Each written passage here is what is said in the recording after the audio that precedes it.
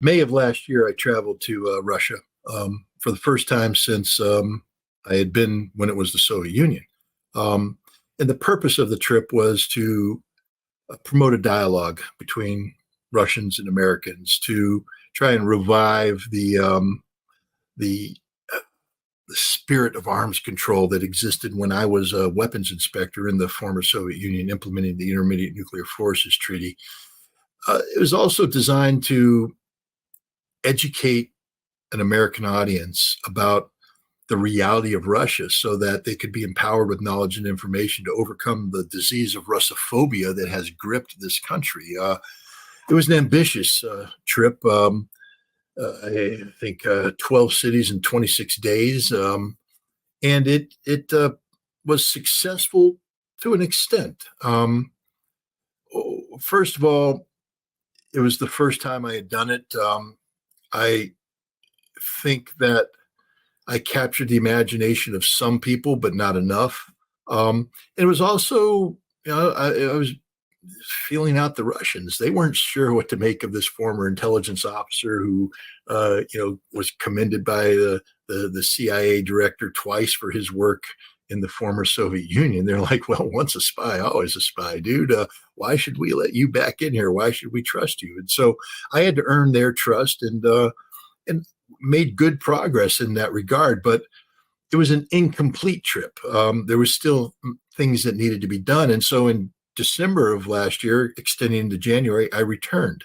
And one of the goals and objectives of that return was to continue the work that had been started in May of 2023, and also to look at Russia from uh, a cultural and spiritual perspective to try and understand that. I was there during their New Year, a big holiday for them. I was there during their Orthodox Christmas. I was there during winter, and of course, winter is its own phenomena in Russia that has to be experienced.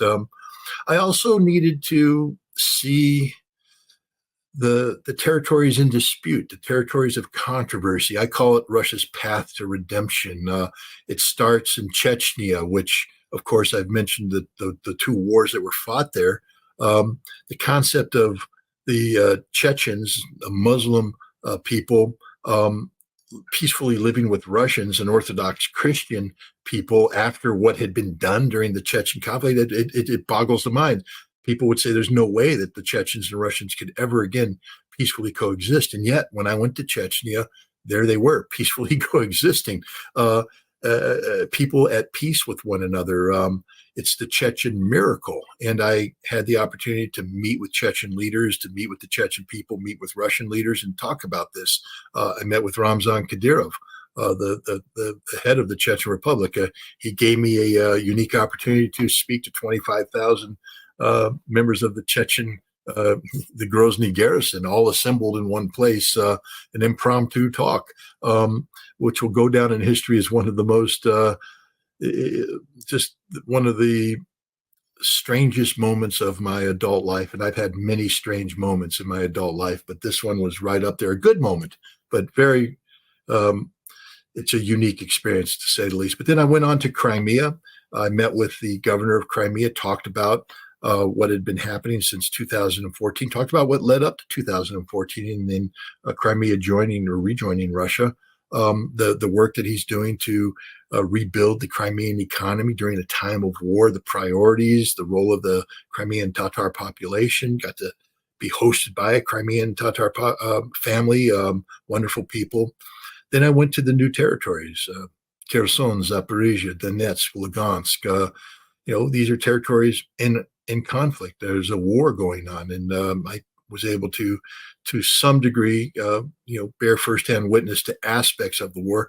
I have to say that the Russian leadership was not thrilled about me going there. They were very concerned that a 62-year-old former Marine might think that he has what it takes to go to the front lines and do frontline reporting, and they didn't want to have to deal with the headline that said Scott Ritter killed in Zaporizhia.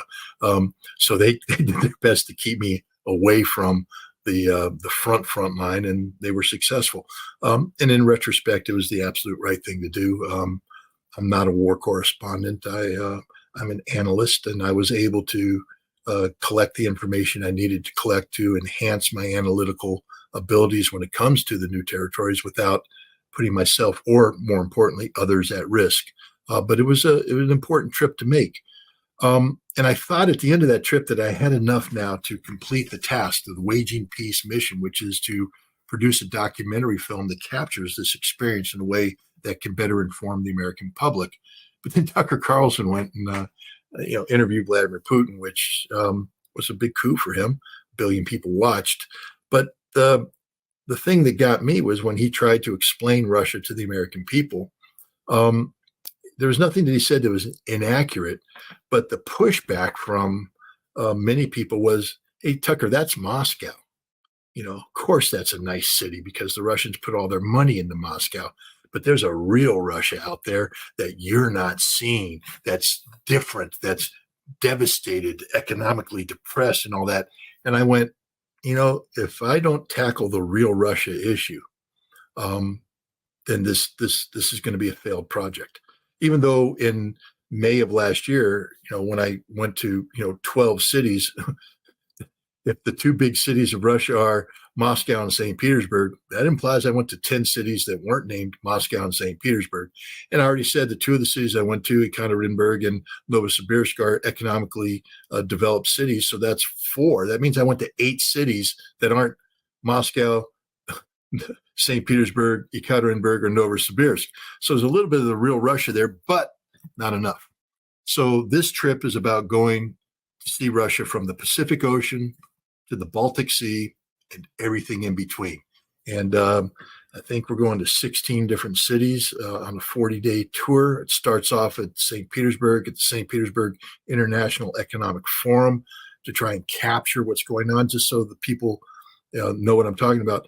The St. Petersburg International Economic Forum is the Russian/Global South's equivalent of Davos. So every year, the Western elite gather in Davos and sit there and pretend how important they are. The difference between St. Petersburg and Davos is that the people that attend St. Petersburg don't have to pretend how important they are. They are important. They are the movers and shakers, the real movers and shakers.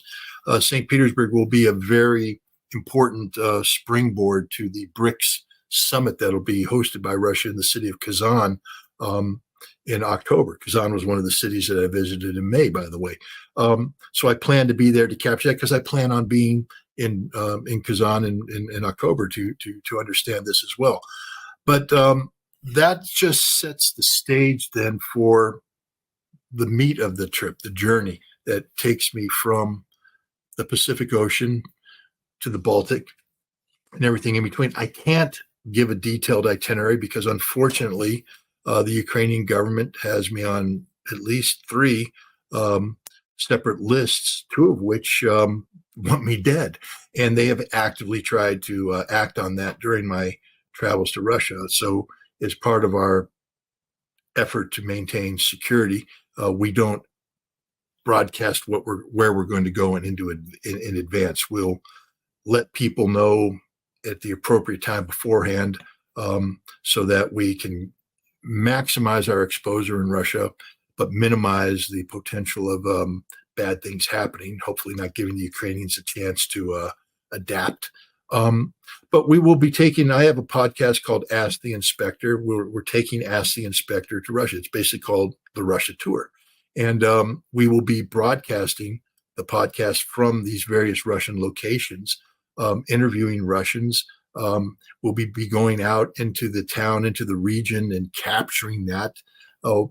Again, in support of a documentary that will be made, we're bringing a very good documentarian film crew that's going to be capturing this. And when you combine that with the previous film that I have from May and from the winter, we will have some very nice visuals that we hopefully can tie together in a compelling narrative. But we'll also be producing short 5 to 7 minute videos from each place we go, just to keep everybody updated. This is what we did. This is what we see. We're trying to bring Russia to your home, to your family, to educate you, to inform you. We're going to be implementing a pen pal program as part of this, so that every city we go to, we have an American family identified. We will enable them to link up with a Russian family to begin a video pen pal process where we go hands free. Once that's done, the whole idea is just to get Americans talking to Russians. No agenda, nothing. Just start talking, and then once that happens, you see that the barriers can be broken down. I liken this trip. I say that it's in the in the tradition of Van Cliburn, this famous Texan pianist who went to Russia, the Soviet Union in 1958, won the Tchaikovsky Music Festival, and in doing so won the hearts of the Russians, came back and got Americans and Russians to start talking together during the Cold War. Now, the Cold War continued, but then Samantha Smith, this young 11-year-old girl, wrote a letter to Yuri Andropov in 1982 saying she didn't want to die in nuclear war. And he said he didn't want to die either. He had invited her to Russia, and she went in the summer of 1983, and she toured Russia, met the Russians, began this correspondence. So this trip is in the spirit of Samantha Smith, in the spirit of Van Cliburn. It's designed to generate the kind of dialogue that has to occur between people. This isn't about usurping American policy objectives. That's politics. That's between the Russian government and the American government. This is about laying the foundation so that we can conceive of a moment in time where Americans and Russians can peacefully coexist, where we're not worried about going to nuclear war with one another, where we've empowered our respective populations with enough knowledge and information so that they aren't susceptible to the fear that is sourced from ignorance. Ignorance is the enemy. We're trying to have the antidote for ignorance by informing people about the reality of Russia, the real Russia tour. That's what's taking place. It starts on June 1st, finishes on July 20th. And, I'm hoping that as many people as possible will tune in, watch the podcast, look at the videos, and become empowered by the information that we're trying to impart about the reality of Russia. And in doing so, when you open a door, it's a two-way street. Yes, we'll be bringing information out for the American public, but we're also bringing America to Russia. We're literally citizen ambassadors who will be going from city to city, from region to region, meeting people. And in many cases, we might be the first Americans these people have met. And so, we're going to be exposing them to the reality of America, to who Americans are, and through the pen pal process, sustaining that connectivity. So I'm excited about the project. And, if anybody wants to support, you can go to scottritter.com. There's a support button there. I can guarantee you that any donation you make will not go to waste. 45 days is it's an expensive endeavor, and we want to do it right. In order to do it right, we do need funding support. But we have enough money to get this thing off the ground and get it going and complete the mission if necessary. But any additional money helps us increase the quality of the product, so to speak. Very cool. Very cool. I mean, I'm glad you are going to Russia and doing this. I mean, every time I go to China, I try to also, it takes a while, especially in shorter trips, to build a foundation where you even just know the place enough. So and in countries as big as Russia and China, it takes a while. So this is an incredible trip. I'm definitely looking forward to all of your coverage, all that you find, all that you impart. And yes, everyone go to scottritterextra.com so you can support. Just scottritter.com. Yes. We actually bought the domain. So scottritter.com. I'm so used to saying Scott Ritter Extra. I know. Scottritter.com. It's in the video description as the correct URL, so definitely be sure to check that out. Thank you for tuning in to my latest video. I appreciate all of your support. This channel, however, needs your help.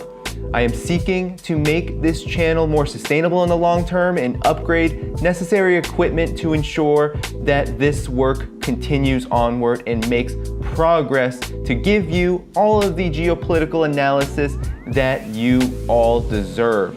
For that reason, I'm asking you to become a member of my Patreon community at patreon.com/DannyHaiFong. You can find that link in the video description or in the pinned comment below. For whatever amount you choose to give, just know you are supporting independent media that you can't find anywhere else. Thank you so much, and I look forward to the next video.